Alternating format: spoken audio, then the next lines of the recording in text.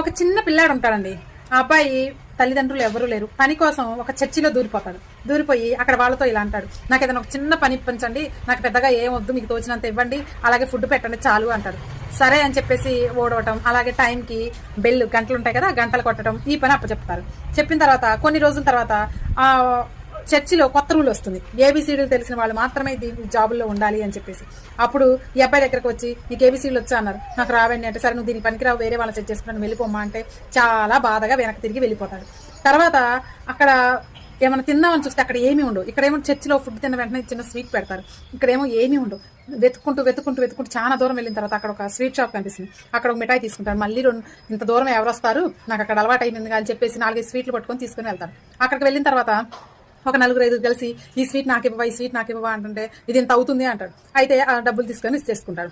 తర్వాత ఇది బాగుందిగా అని చెప్పేసి ఇంకొక 10 స్వీట్లు తెస్తాడు.